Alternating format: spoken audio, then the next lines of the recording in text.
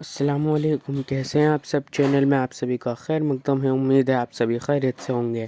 تو ناظرین، آج ہم جانیں گے کہ اللہ کو کس طریقے کا توکل پسند نہیں ہے، مولانا طارق مسعود صاحب سے۔ تنحى يا حزن واهجر فؤادا توكل بجد بعزم فصيح فإن ہمارے جو مذہبی لوگ ہیں نا، ان میں بھی کوئی مسئلہ ہے تھوڑا سا۔ ہمارے حضرت ایک بات بہت بتایا کرتے تھے کہ جن لوگوں کو دیندار بننے کا شوق ہے نا، ان کو بھی دیندار بننا آتا نہیں ہے۔ دیندار بننا آتا نہیں ہے۔ دیکھو، اسلام اور مذہب اور دین نام ہے قرآن اور سنت کو فالو کرنے کا، پیغمبر کی تعلیمات کو فالو کرنے کا۔ آپ کے مزاج کو فالو کرنا، اس کو اسلام نہیں کہتے۔ ہمارے یہاں کچھ چیزیں لوگوں میں مشہور ہو گئی ہیں۔ جب حضرت مولانا طارق مل صاحب کے بیٹے کی حادثاتی موت ہوئی نا، تو کچھ چیزیں اس وقت بھی میرے سامنے آئی۔ لوگ کہہ رہے تھے خودکشی کی ہے، خودکشی تو نہیں کی تھی 100%، یہ تو ثابت ہو گیا ہے، وہ چیمبر میں گولی غلطی سے چل گئی۔ ایک بات ہے، اگر بالفرض کی بھی ہے خودکشی، مثال ہے، تو اس کا مولانا طارق مل صاحب کے دیندار یا بے دین ہونے سے کیا تعلق بھائی؟ یہ اللہ نے کب کہا ہے کہ جنت میں وہ جائے گا جس کا بچہ بھی نیک ہوگا؟ یہ کہیں لکھا ہوا ہے قرآن میں؟ نہیں ہے میرا خیال ہے بات۔ کہتے خودکشی کے خلاف بیانات، اپنے گھر میں خودکشی ہو گئی، تو ہو سکتا ہے، بالکل۔ انسان اپنے عمل کا مکلف ہے، بیوی بچوں کے عمل کا مکلف نہیں ہے۔ قرآن نے کہا قوا انفسکم واہلیکم نارا، اپنے آپ کو، اپنے بیوی بچوں کو جہنم سے بچانے کی کوشش کرو، بچا پاؤ گے۔ اس کے بارے میں تو قرآن نے کہہ دیا انک لا تہدی من احببت، اے نبی آپ نہیں بچا سکتے، ہدایت دے سکتے۔ ہدایت کس کے ہاتھ میں؟ میرے ہاتھ میں۔ نبی اگر کسی کے دیندار ہونے سے اس کے رشتہ داروں کو ہدایت ملنا ضروری ہوتا تو سب سے پہلے محمد صلی اللہ علیہ وسلم کے سب سے چہیتے چچا ابو طالب کو ہدایت ملتی۔ ساری زندگی ہمارے نبی اس درد میں روتے رہے کہ کسی طرح میرے چچا کو ایمان کی توفیق مل جائے۔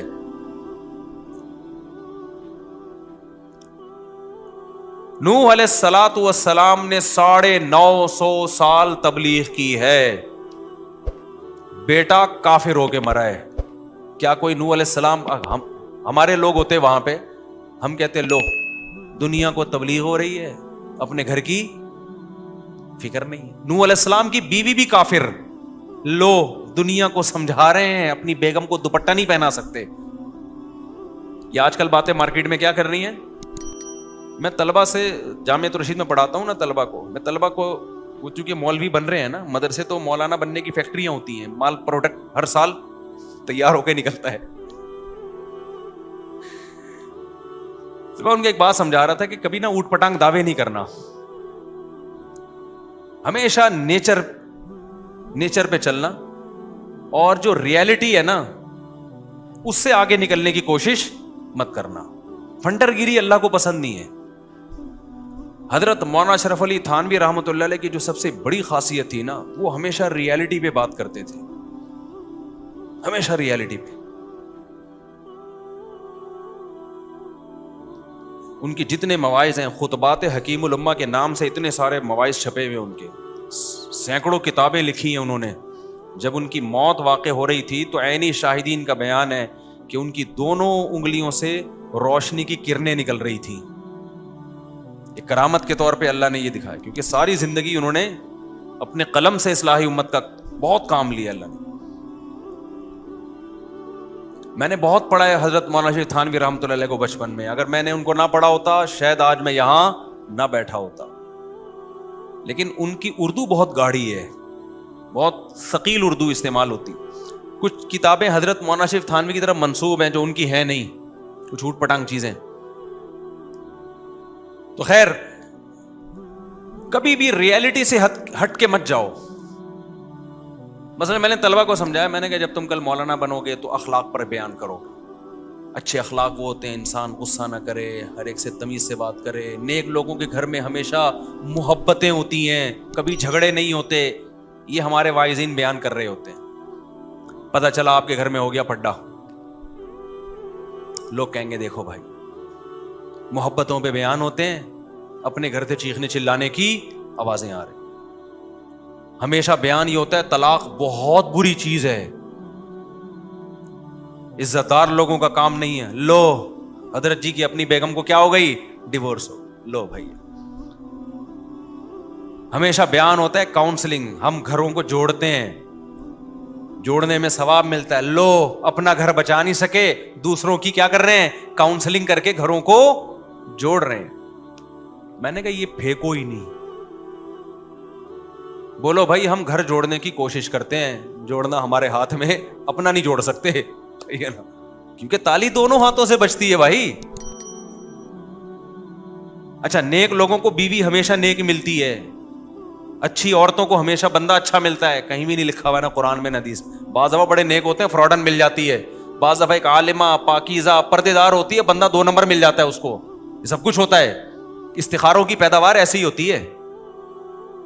یہ جو آج کل خلاف سنت استخارے نکال رہے ہیں نا, استخارہ نکالا اور یہ والا رشتہ نکل آیا, تو پھر وہ چرسی نکلتا ہے اس میں, کیونکہ آپ شریعت سے آگے. شریعت نے کب کہا استخارہ نکال کے شادی کرو بھائی؟ شریعت نے کہا مشورے کرو, لوگوں سے اس کی تحقیق کرو. فردی چیزیں بنائی ہوئی ہیں. ایک خاتون نے کہا میرا ایک رشتہ آیا ہوا ہے, میں نے کہا بھائی وہ آپ کے ابا نے اس کی تحقیق کی ہے, اس کے دوستوں سے اس کے ساتھ سفر کیا, یا اس کی پوری انکوائری کی ہے؟ نہیں, میں نماز پڑھتی ہوں, تہجد پڑھتی ہوں, مجھے یقین ہے اللہ میرے ساتھ غلط نہیں کر سکتا, مجھے یقین ہے میرا اللہ میرے ساتھ ہے, میں اللہ پہ توکل کروں گی. ابے کیوں بھائی, تو کیا مریخ سے آئی ہوئی ہے, کوئی الگ ٹائپ کی خاتون ہے کیا, کہ تو پہلی ہے جس نے تہجد پڑھی ہے؟ کہ تہجد گزاروں کو چرسی ہیروئن سے نہیں ملتے, 2 نمبر نہیں مل جاتے؟ اسلام نے کب کہا ہے کہ جب تم تہجد پڑھتے ہو تو جو آ جائے ہاں کر دو؟ یہ کہا اسلام نے؟ ابے یار آپ لوگ کو سمجھ میں نہیں آ رہا. اللہ میاں نے اسباب کے ساتھ دنیا کو جوڑا ہے میرے بھائی. دعا اسباب کے بعد قبول ہوتی ہے. اسباب اختیار کیے بغیر دعاؤں کو فوکس کرو گے, اس کا مطلب آپ دعاؤں میں ہی مخلص نہیں ہو. ایک آدمی کما نہیں رہا, بیٹھا بیٹھا دعائیں مانگ رہا ہے, اللہ روٹی دے دے, تو قیامت تک مانگ مانگ کے مر جائے گا, روٹی نہیں ملے گی اس کو, اٹھ کے پھوٹنا پڑے گا, جانا پڑے گا بازار میں. ایک صاحب آئے مجھے کہنے لگے میرا بیٹا کسی کام کا نہیں ہے. الحمدللہ ایسے ایسے اللہ نے ماشاءاللہ مسلمانوں کو اولادیں دی, میں اس کی شادی کر رہا ہوں, شاید کچھ بن جائے. میں نے کہا اگر نہیں بنا, بے روزگار ہے, کرتا ورتا بھی الحمدللہ, بہت سارے کیسز آئے ہمارے پاس, ایک کیس نہیں ہے یہ. حالانکہ میں تو صبح شام شادیوں کی ترغیب دیتا ہوں. ان کا خیال یہ تھا میں تو بولوں گا ماشاءاللہ یار یہ ہوتا ہے باپ, بچہ کسی کام کا نہیں ہے پھر بھی 4 شادیاں کرا دی اس کی, ماشاءاللہ. میں نے ایسا نہیں کہا اس کو. میں نے کہا نہ یہ کم بخت کچھ کر رہا ہے, کوئی ہلے جلے کچھ, چلو پھر اپنی ذمہ داریاں پوری کر رہا ہو. آپ کو پتا ہے آج نہیں تو کل اپنے پاؤں پہ کھڑا ہو جائے گا یہ, تو چلو اب میں تعاون کر دیتا ہوں. اپنی ذمہ داری تو یہ پوری نہیں کر رہا, پڑا رہتا ہے پوستیوں کی طرح. بہت سے بچے ایسے ہوتے ہیں کہ نہیں ہوتے. میں نے کہا اس کی شادی نہیں کرانا, پچھتاؤ گے, اگلے کی زندگی بھی تباہ ہوگی جو آئے گی. کہہ رہے نہیں یار اللہ نے چاہا تو انشاءاللہ یہ ٹھیک ہو جائے گا نکاح کے بعد. میں نے کہا اللہ نے اگر نہیں چاہا تو پھر تجھے پتا ہے کہ اللہ کیا چاہے گا. یہ بہت لوگ بولتے ہیں اللہ نے چاہا تو ہو جائے گا. ابے اللہ نے چاہا تو ہو تو جائے گا یقینی, لیکن آپ کو یہ کیسے پتا چل گیا کہ اللہ یہ چاہے گا بھی؟ اللہ نے نہیں چاہا تو کیا ہوگا؟ تم نظر سے نظر ملاتے تو, بات کرتے نہ مسکراتے تو, اختلافات ہوتے رہتے ہیں, آنا جانا تھا آتے جاتے تو. آگے ہے یہ ایک شعر, شاعر نے کہا ہے کہ آ بھی جاؤ کہ ہم بلاتے ہیں, تم بلاتے اور ہم نہ آتے تو. یہ شعر کا اس سے تعلق نہیں ہے, صرف تو پہ میں نے سنا ہے. یہ جو میں نے بیان میں تو کا لفظ استعمال کیا نا, اس پہ مجھے یہ شعر یاد ہے. وہ کہتے ہیں بھائی وہ بچہ جو ہے نا ماشاءاللہ وہ انشاءاللہ اللہ نے چاہا تو ہو جائے گا, اللہ پہ توکل کر رہا ہوں نکاح میں. میں نے کہا بھائی جان ایسا توکل جائز؟ بولو توکل وہ کرے گا جو محنت کر رہا ہو, اپنی ذمہ داری پوری کر رہا ہو. پھر اس میں کچھ کمی بیشی ہو رہی ہے, چلو یار میں نے اپنی ذمہ داری پوری کی, کچھ کام کون کرے گا؟ کچھ اللہ برکت دے دے گا. ان کی سمجھ میں نہیں آیا. بہت سے لوگوں نے ایسا کیا ہے, کر دی شادی, اس کے بعد جو بیڑا غرق ہوا ہے بہوؤں کا, وہ اور پوستی بن کے بیٹھ جاتے ہیں. کہتے ہیں اب اس چکر میں ہم کما لیتے کہ شادی ابا نے کر دی, بچے اسپیڈ سے کیا ہو رہے ہیں, اب بیان میرا نا لگا کے بچے پیدا ہو رہے ہیں. مفتی صاحب نے کہا 15.5, 16, 17, 18 یہ رپورٹیں چل رہی ہیں. خرچہ کس پہ آ رہا ہے؟ دادا پہ. بولے کم بخت. اور پھر دادا کو یہ بھی امید نہیں ہے کہ یہ بچے بڑے ہو کر کچھ کما لیں گے. اس کو پتا ہے جیسا باپ ہے بچے بھی, پروڈکٹ بھی ویسی آئے گی مارکیٹ میں. یہ بے موقع توکل ہے, بے موقع لوگ کر رہے ہوتے ہیں. بھئی اللہ نے چاہا تو. ایک صاحب آئے, ان کا داماد ان کی بیٹی کو 30 سال سے ستا رہا ہے اور بیٹی بالکل ہو گئی پاگل, دماغی توازن ہو گیا اس کا خراب. 30 سال بعد مشورہ لینے کے لیے آئے کہ میں داماد سے ڈیورس لینا چاہ رہا ہوں, ابھی بھی مجھے کانفیڈنس اس میں اتنا کانفیڈنٹ نہیں ہوں. میں نے کہا تھوڑا اور لیٹ آ جاتے. کہہ رہے ہیں ایکچولی ہوا یہ کہ ہماری سوسائٹی میں طلاق کا رواج نہیں ہے, تو ہم نے سوچا داماد جب پتہ چلا بہت خراب ہے اور یہ ایسی حرکتیں کر رہا ہے, لڑکیوں میں انوالو ہے اور نان نفقہ نہیں دے رہا, تو ہم نے کہا بھائی ہم اللہ سے دعا مانگتے ہیں, بڑے بڑے پتھر دل اللہ دعاؤں کے ذریعے سے چینج کر دیتا ہے, تو ہم اللہ پہ اعتماد کرتے ہیں. بیٹی کو بھی ہم نے سمجھایا, ہم نے دعا مانگتے رہے, پھر یہ کیا, پھر یہ وظیفہ پڑھا, پھر یہ پڑھی, پھر ہمیں لگا کہ نہیں یہ ٹھیک نہیں ہوگا, لیکن پھر ہمیں خیال آیا کہ اللہ کے یہاں دیر اندھیر نہیں ہے, اور بالآخر بیٹی کا ہو گیا بیڑا, دماغ ہی خراب ہو گیا اس کا. بھائی جان اللہ میاں کے ہاں دیر ہے اندھیر نہیں ہے, وہ 100% درست. اس کا یہ مطلب نہیں ہے جو آپ سمجھ رہے ہو. اس کا مطلب یہ ہے کہ جب حدود اللہ پہ قائم رہنا ممکن نہ ہو, قرآن میں اللہ نے کہا ہے کہ علیحدگی اختیار کرو. جس اللہ نے یہ کہا کہ اللہ کے یہاں دیر اندھیر نہیں, اسی اللہ نے یہ بھی تو کہا ہے نا کہ جب حدود اللہ پہ قائم رہنا ممکن نہ ہو تو کیا کر لو, وہیں یتفرقا یغنی اللہ کلا من سعتی, علیحدگی اختیار کرو گے اللہ دونوں کو غنی کر دے گا, ٹینشن نہ لو اس کی. طلاق بری چیز ہے لیکن ایسی شدید مجبوری میں تو اچھی چیز ہے, یہ بھی تو اللہ نے ہی کہا ہے. پھر جب آپ علیحدگی کا سوچتے, پھر آپ کو خیال آتا دوبارہ شادی کیسے ہوگی, تو پھر سوچتے کہ اللہ کے یہاں دیر اندھیر نہیں ہے. یہ اس موقع پہ سوچنے کا جملہ تھا. یہ علماء نے لکھا ہے بعض صورتوں میں ڈیورس واجب ہے, طلاق نہیں دیتا کوئی یا نہیں لیتی عورت تو گناہگار ہوگی. ایسا نہ ہو کہ فری میں بلا وجہ یہ کام شروع کر دیں. جب یہ کنڈیشن ہو کہ مار دھاڑ سے ایک دوسرے کا سر پھاڑ رہے ہو, خودکشیوں کے خیالات آ رہے ہوں, تو اسلام کیا کہتا ہے, علیحدگی اختیار کرو, چپکا کے نہیں رکھو ایک دوسرے کے ساتھ.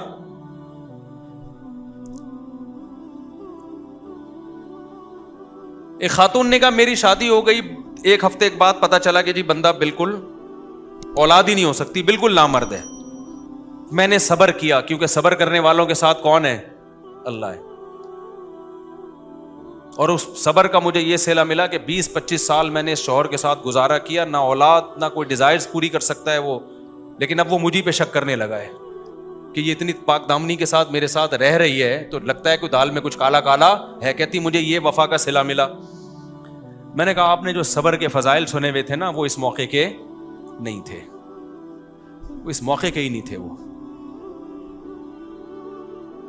شادی جب ایک بندے نے دھوکہ دیا ہے, آپ کو بتایا نہیں کہ اتنی بڑی بیماری ہے, پیسوں میں دھوکہ دے دے چل جاتا ہے, عمر کا دھوکہ دے دے, تھا 40 کا بتایا 30 کا, چل جائے گا. پتھر سے تھوڑی شادی ہوتی ہے, کسی دیوار سے تھوڑی شادی ہوتی ہے. نکاح کا تو بنیادی مقصد ہی اولاد ہے. اس معاملے میں جب دھوکہ دے دیا, ایک دھوکے باز کے ساتھ اب وفا کر رہی ہو آپ, بیڑا غرق کر دیا پوری زندگی اپنی, اور اب 30 سال کے بعد طلاق لے کے کہاں جائے گی وہ. یہ ہے ہمارے دینداروں کے غلط کانسیپٹ. نہیں آ رہی کھوپڑی شریف میں بات, بھائی جان کیا ہو گیا, سمجھ میں آ رہی ہے بات.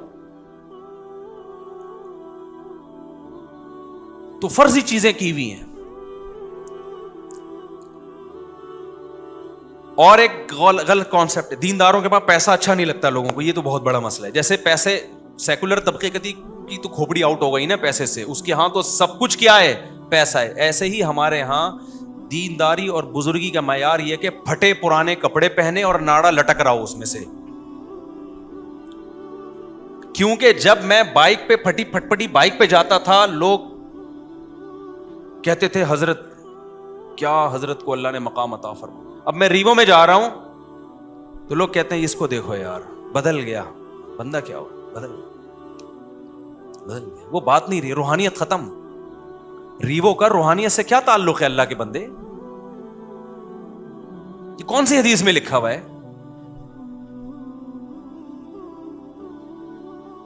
یہ سیلفیاں لے رہے ہیں, سیلفی لینے کا اس سے کیا تعلق ہے بھائی؟ ایک صاحب نے لکھا ہمارے مدرسے کے طالب علم کہ میں اس مفتی کے بیان پہلے بہت شوق سے سنتا تھا. پہلے یہ سادہ تھا, پتہ نہیں کیا مطلب تھا, شاید ناڑا لٹک رہا ہوگا, کیا ہوگا. میرے تو ہمیشہ سے یہی سفید لباس رہا ہے, 25-30 سال, 95 سے لے کے اب تک میں سفید کپڑے ہی پہن رہا ہوں.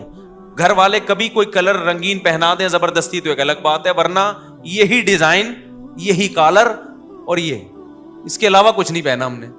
اور کیا سادگی چاہیے میرے بھائی تمہیں؟ وہ ناڑا لٹکنا ہی رہ گیا ہے کہ حضرت اتنے سیدھے, ان کے زارمل لٹک رہا ہوتا ہے, اتنے سادہ.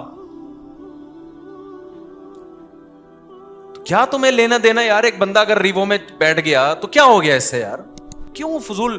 یہ اچھے دیندار لوگوں کے کمنٹس ہوتے ہیں نیچے. یہ بھی ایک دماغ ہے. کہتے ہیں حضور صلی اللہ علیہ وسلم کی زندگی تو بہت سادہ تھی. دیکھو ہمارے نبی کی زندگی میں تو پھر سفید کپڑے بھی نہیں تھے. اگر نبی کی زندگی کو فالو کرنا ہے تو اس میں پھر جو کی روٹی ہے, گندم کی روٹی بولو نہیں ہے. پھر تو علماء کو چاہیے کہ ایک ٹائم جو کی روٹی کھائیں بس. پھر اس میں ایک لنگی ہے, کبھی اوپر کی چادر تھی کبھی نہیں تھی. وداؤٹ قمیض ہمارے نبی صلی اللہ علیہ وسلم گھومتے تھے, اس لیے کہ کپڑا ہی نہیں تھا. پھر تو اگلا بیان میرا دھوتی پہن کے ہوگا, وداؤٹ بنیان. پھر دیکھتا ہوں ایسی سادگی آپ افورڈ کر پاؤ گے کہ نہیں کر پاؤ گے. پھر 40 دن گھر میں چولہا نہیں جلتا تھا. پھر یہ والی زندگی ہے, 40 دن پھر آپ بھی کبھی گھر میں ہم چولہا نہیں جلے. کوئی ٹکے گا گھر میں؟ اب تو 4 کی باتیں کر رہا ہوتا ہوں, اس کے بعد ایک بھی نہیں ہوگا گھر میں. او بھائی وہ جو نبی کی زندگی تھی نا, یہ سادگی والی کی, ایک لنگی ہے, اوپر پہننے کی قمیض بھی, غربت تھی, مسکنت تھی, یہ نبی کی اختیاری تھی. اس میں نبی نے ہمیں اپنے آپ کو فالو کرنے کا حکم نہیں دیا. اگر فالو کرنے کا حکم دیا ہوتا تو حضرت عثمان اور عبد الرحمن بن عوف کی بھی یہ زندگی ہوتی. ان کی تو بڑی لگژری زندگی تھی. حضرت عثمان کے اونٹ تجارتی ایک دفعہ مدینہ میں آئے ہیں نا, تو مدینہ کی زمین ہلنے لگی. پتا چلا کہ سینکڑوں اونٹ مال سے بھرے ہوئے مدینہ میں آ رہے ہیں. اونٹ کا چغازا وزن ہوتا ہے. جب سینکڑوں اونٹ لدے ہوئے آ رہے ہوتے ہیں, پتا چلتا غبار سے اور اس کی شان و شوکت سے پتا چلا کہ کس کا تجارتی قافلہ آ رہا ہے, عثمان کا. نہیں آئی میرا خیال ہے بات سمجھ میں؟ تو ہمارے نبی نے تو ان کو منع نہیں کیا. یہ ہمارے نبی کا فقر اختیاری تھا. اللہ نے آپ کا مزاج ایسا بنایا تھا. اس میں بہت ساری حکمتیں تھیں. وہ حکمتیں کیا تھی اس پر میں کئی دفعہ بیان کر چکا ہوں, ابھی یہ میرا ٹاپک نہیں ہے. سلیمان علیہ السلام بھی تو اللہ کے پیغمبر تھے نا. کتنا بڑا عالی شان تخت تھا ان کا, کیسا عالی شان تاج تھا ان کا. ہمارے آج کے یہ صوفی ٹائپ کے, جو جاہل ٹائپ کے صوفی ہیں, یہ اس دور میں ہوتے, حضرت سلیمان کے پاس آ کے کہتے کہ آپ کی تو اسٹائل ہی الگ ہے, آپ کا تو یہ تو بزرگوں کا اسٹائل یہ ہوتا ہی نہیں ہے. آپ کا تو لشکر دیکھو اور لگژری زندگی دیکھو, آپ کا تو تخت اتنا بڑا عالی شان تخت تھا. سلیمان علیہ السلام ایک چھپڑا بھی تو بنوا سکتے تھے نا بیٹھنے کے لیے. ایک منجی ہوتی, اس پہ سلیمان علیہ السلام آگے بیٹھ جاتے, دربار وہاں بھی لگ جاتا. ارے منجی نہیں ہوتی جس میں نیچے سے بھی ہوا لگتی ہے, بیڈ میں نا نیچے سے ہوا نہیں لگتی. منجی میں فائدہ ہوتا ہے کہ نیچے سے بھی ہوا لگتی ہے, اس میں زیادہ سکون کی نیند آتی ہے. تو سلیمان علیہ السلام ایسے بھی تخت لگا سکتے تھے کہ چارپائی ہوتی ہے وہ جو کھجور کے پتوں والی, اس پہ بیٹھتے. ہمارے نبی کا تخت تو یہی تھا بھائی. ہمارے نبی زیادہ بڑے بادشاہ تھے سلیمان علیہ السلام سے, لیکن تخت کیسا تھا؟ ایک بوریا چٹائی جس میں نشان پڑ جاتے تھے. سلیمان علیہ السلام بھی اللہ کے محبوب پیغمبر, لیکن ان کا انداز کیسا تھا؟ اتنا عالی شان تخت, ملکہ سبا دیکھ کے ہوش اڑ گئے, ہیرے جواہرات جڑے ہوئے اس میں. اب کوئی کہتا ہے یہ بزرگ ہیں, ان کا انداز تو دیکھو. اور بات کا انداز بھی وہی تھا, हुदहुद मार्केट से शॉर्ट हुआ, सुलेमान अलैहिस्सलाम ने फरमाया विदाउट परमिशन ये मार्केट से शॉर्ट क्यों हुआ है? जब आएगा अगर इसने माकूल रीजन पेश नहीं की उसको मैं सजा दूंगा या उसको ज़बह कर डालूंगा मैं। आपको लो भाई इनके तो बात कैसे कर रहे हैं यार ये यहाँ के सूफी होते कहते यार ये तो बात भी अजीब अंदाज से कर, भाई हुकूमत चलाना है तो इसी स्टाइल में बात होगी। अगर सुलेमान सलाम का स्टाइल ये होता हुद जब आएगा तो देखें पहले मैं उसको मोहब्बत से सहरोजे की जमात में भेजूंगा, पहले मोहब्बत से समझाऊंगा मैं उसको, तो हुद तो सुधरता नहीं सुधरता, जो और दरबारी थे वो बिगड़ जाते, बोलते हैं ये सही मिल गए भाई हमें बादशाह सलामत, जहां मर्जी गायब हो जाओ, कोई भी बहाना कर दो, ये दिल के इतने नरम है वो बहाना क्या कर लेते हैं, कबूल कर लेते हैं। सुलेमान सलाम को हुकूमत चलानी थी, फौज थी, फौज में ऐसा नहीं होता। मैदान जंग में अभी फौजी मार्केट से शॉर्ट है तो ऑफिसर आया कह रहा है आप कहाँ गए हुए थे बेटा, अभी तो जंग शुरू होने वाली है, मेरी नानी का इंतकाल हो गया था सर मैं वहाँ गया था। कोई बात नहीं बेटा, इंसान के अखलाक अच्छे होने चाहिए, मैं तुम्हें कोई सजा नहीं देना चाहता, आइंदा ख्याल करना, नाना का इंतकाल पे बता के जाना। ऐसा होता है किसी फौज में नहीं होता। निजाम चलाना है भाई, उसमें डांट भी है, सजा भी है, धमकियां भी हैं, कोर्ट मार्शल भी है। तो जिसकी नेचुरल लाइफ होगी उसमें धमकियां भी होंगी, बदमाशियां भी होंगी, फट्टे भी होंगे, अल्लाह ना करे तलाकें भी हो सकती हैं, सब कुछ हो सकता है। ये सब सोसाइटी का हिस्सा है। वजह उसकी है कि हो सकता है आप सही हो, सामने वाला ठीक ना हो, और यह भी हो सकता है सामने वाला ठीक है आप ठीक ना हो। औरत बाज दफा बहुत नेक होती है, बंदा बहुत ही 2 नंबर आदमी होता है, वो तलाक ले लेती है। लोग कहते हैं लो भाई आलिमा है, बापर्दा है, मदरसों में सारी जिंदगी गुजार दी और अपने शौहर के साथ निभा नहीं कर सकी, अब हमें समझ। ओ भाई हो सकता है वो शौहर इतना नालायक हो कि वो निभा के काबिल ही ना हो। तो ये मौजू बड़ा थोड़ा सा लंबा है, अभी वक्त हमारा चूंकि खत्म हो गया, तो जुम्मे की नमाज के बाद कुछ सवालात का सेशन भी होगा, कुछ इस मौजू को थोड़ा सा मैं कंप्लीट करूंगा। तो ये वो चीजें जिनका दीनदारी से कोई ताल्लुक बोलो नहीं है। फिर ताल्लुक किन चीजों का है वो बताऊंगा इंशाल्लाह मैं। आप कहेंगे फिर है किन चीजों का ताल्लुक, तो फिर तो एक दुनियादार में और दीनदार में कोई फर्क ही खत्म हो गया, तो वो फर्क बताऊंगा मैं। अभी तो मैं बता रहा हूं कौन सी चीजों का दीन से कोई ताल्लुक नहीं है। समझते हो कि नहीं समझते? तो बाकी वक्त चूंकि पूरा हो गया तो इंशाल्लाह जुम्मे की नमाज के बाद थोड़ी देर हम बैठेंगे, आप लोग लाइन पे रहिएगा। ये जो आज बयान हुआ है ना, थोड़ा सा मैं इसको थोड़ा सा कंटिन्यू कर लूँ, वरना फिर इस पे डिटेल में बाद में बात करूँगा। मैं मिसाल दे रहा था मौलाना ताजी मिल साहब की ना, कि लोगों ने मशहूर किया हुआ है कि ये कर दिया वो कर दिया, तो दीनदारी के लिए लोगों ने खुद से चीज़ों को फ़र्ज कर लिया है, बहुत सारी चीज़ों को, हालांकि उनका दीनदारी से कोई ताल्लुक़ नहीं है। ये जो मैंने अपने बारे में कहा कि लोगों को गाड़ी में जाता हुआ बंदा पसंद नहीं आ रहा, कि लोग कहते हैं सादगी नहीं है, तो अपने बारे में रिपोर्टें पेश करना मकसद नहीं है, अपनी सफाइयाँ पेश करना मकसद यही है कि लोगों का जो ये कॉन्सेप्ट है ना कि बड़ी गाड़ी में घूमना, जहाज़ में सफ़र करना और अच्छे कपड़े पहनना, ये सादगी के ख़िलाफ़ है और दीनदार लोग ऐसे नहीं होते, ये कॉन्सेप्ट गलत है। अपनी सफाइयाँ पेश करके हमने क्या करना है, किसी ने हमने कौन सा कोई वो क्या करना है हमने, यानी कोई इलेक्शन में थोड़ी खड़े होना है मैंने कि मैं अपनी रिपोर्टें पेश करूं ताकि अगली दफ़ा मुझे वोट मिले। मकसद ये बताना होता है कि ये अपनी तरफ से चीज़ें लोगों ने बना ली हैं, इनका दीन से कोई ताल्लुक़ नहीं है। तो आज के लिए बस इतना ही। वीडियो में आखिर तक बने रहने के लिए आप सभी का बहुत बहुत शुक्रिया। चैनल पर नए हैं, चैनल को सब्सक्राइब करें। अस्सलामु अलैकुम।